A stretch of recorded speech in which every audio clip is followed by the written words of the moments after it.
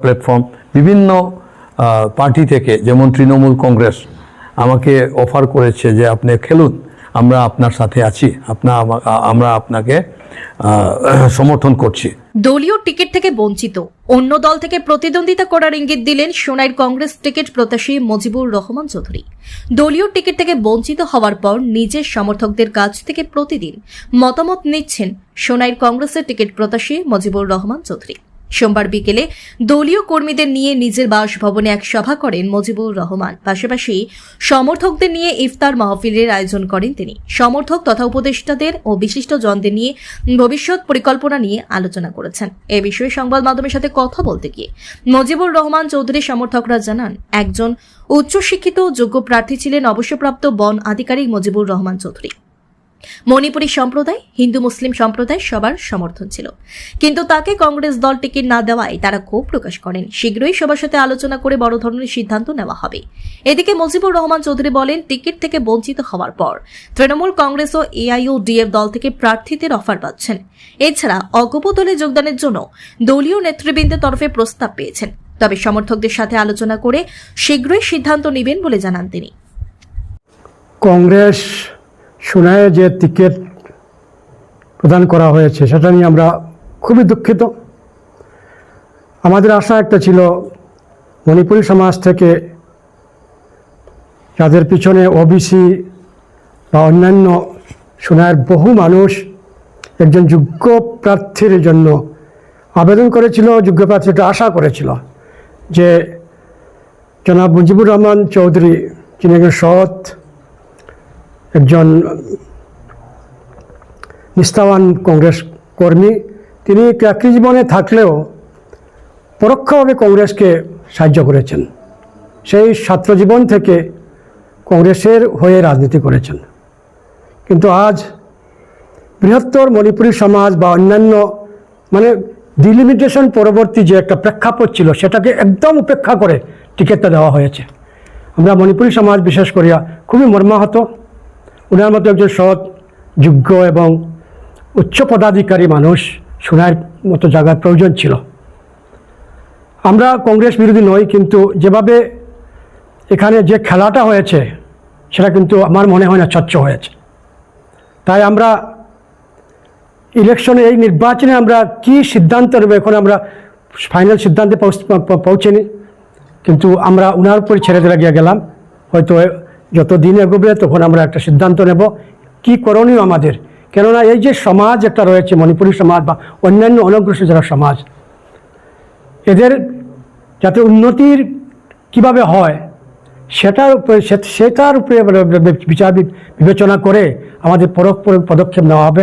তাই আমরা আমাদের জননেতা জনাব মুজিবুর রহমানকে কাছে আমরা ছেড়ে দিয়ে গেলাম। উনি যে সিদ্ধান্ত নেবেন, আমরা ওনার একজন সহযোগী বা কর্মচারী হিসাবে, সহযোগী বা সহকর্মী হিসাবে উনি যে সিদ্ধান্ত নেবেন আমরা সেইভাবে আগামী পদক্ষেপ দেব।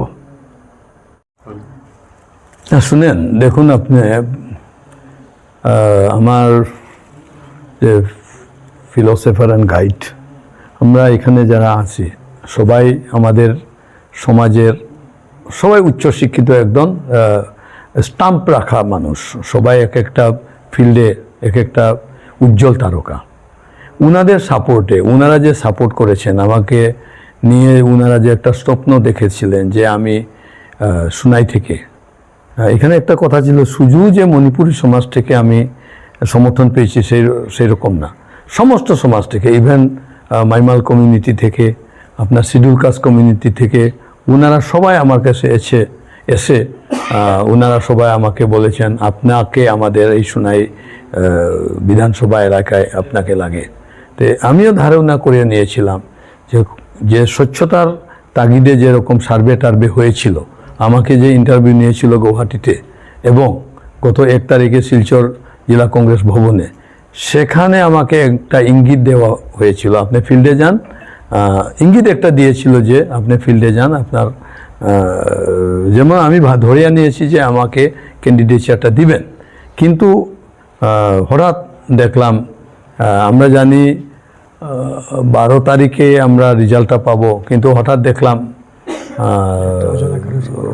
উলটপালট হয়ে হঠাৎ দেখলাম আমাদের আমিনুল সাহেব প্রাক্তন এমএলএকে সিলেক্ট করেছে, এখন টিকিট তো প্রদান করে নাই এখনো।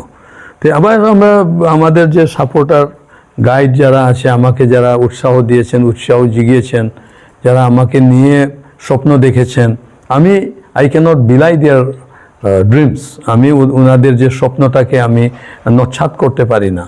সুতরাং ওনারা এসেছেন, আমি গত এক সপ্তাহ থেকে রাত্রি 2টা-2:30 পর্যন্ত বিভিন্ন স্থান থেকে লোকজন, আমার সাপোর্টার, আমার যে গাইড, আমাকে যারা উপদেষ্টা, ওনারা সবাই এসে রাত্রে 2টা-2:30 পর্যন্ত 8টা থেকে মিটিং করতেছি। কি পদক্ষেপ ভবিষ্যতে নিলে আমি সমাজকে, যে সমাজে যে একটা চাহিদা ছিল সমাজ সেবার, এই যে সুনাই যে বিধানসভা সমষ্টি, সেটা অনেক পিছে পড়া একটা সমষ্টি। আপনি যদি লক্ষ্মীপুরের বিধায়কের কাজগুলা দেখেন বা অন্যান্য ধলাই বা আপনার উদারবন্দের কাজগুলা দেখেন, সেটার তুলনাতে আজকে অনেক পিছিয়ে আমরা সুনাই সমষ্টি। এইটাকে একটা উত্থান করার আমার একটা ইচ্ছা ছিল, একটা অনেস্ট সত্যতার সঙ্গে আমি রাজনীতি করার ইচ্ছা ছিল, এবং জনতার কাজের জন্য, জনতার উত্থানের জন্য একটা প্রগতিশীল সুনাই বানানোর জন্য, সুনাই বানানোর একটা আমার তাগিদ ছিল, ইচ্ছা ছিল। সেটা কংগ্রেস পার্টি আমাকে সেই উপযুক্ত মনে করে নাই। আমাকে টিকেটের যে লিস্টে নাম, এইখানে আমার নাম নেই, সুতরাং আমি ধরিয়ে নিয়েছি যে আমাকে টিকিট দিবে না। আগামীতে আমি তো শ্রদ্ধা জানাতে লাগবে আমার যে সাপোর্টার যারা আছে, হাজার হাজার সাপোর্টার আছে, যিনিরা আমার কংগ্রেস পার্টিতে জয়েনিং থেকে শুরু করে আমার জন্য দিনে রাত্রে দিবারাত্রি নিজের পরিবারের কাজ ছেড়ে আমার সঙ্গে যারা সহযোগিতা করেছেন, আমাকে যারা গাইড করেছেন, আমাকে যারা রাস্তা দেখিয়েছেন, ওনাদের আশা আকাঙ্ক্ষাকে পূরণ করার জন্য ওনারা আমাকে স্বাধীনতা দিয়েছেন যে আপনি সমাজ সেবার জন্য যে পদক্ষেপ নেবেন সেই পদক্ষেপে আমরা রাজি আছি।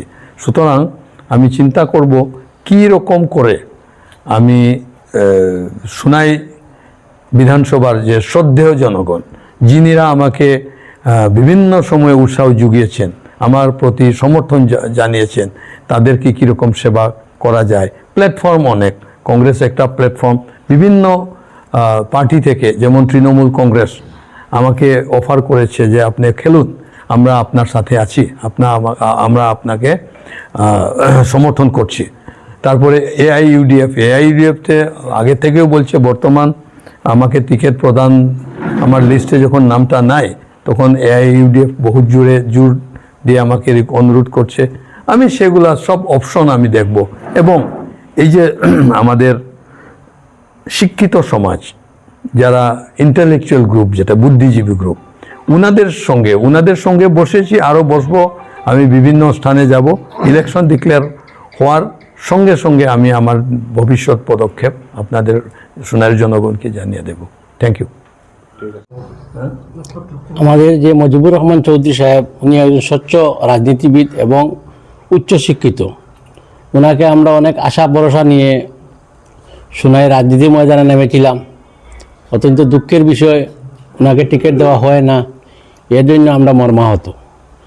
আমরা অতি উচ্চশিক্ষিত একজন ব্যক্তি পেয়ে যে আমরা টিকিট থেকে বঞ্চিত হয়েছি, এর জন্য আমরা সোনাইবাসী তথা আমরা মুসলিম সমাজ, মণিপুরী সমাজ, পিছপড়া সমাজ, প্রত্যেক সমাজে আমরা মর্মাহত। আমাদের আশা ছিল গৌরবগোই মহাশয় একজন স্বচ্ছ নতুন মুখ দিবেন, একটা কথা বলেছিলেন। এই নতুন মুখের স্বচ্ছ মানুষ, সুন্দর মানুষ এবং একজন সমাজসেবী হিসাবে আমরা ওনাকে কংগ্রেসের হাতে হাত মিলিয়েছিলাম।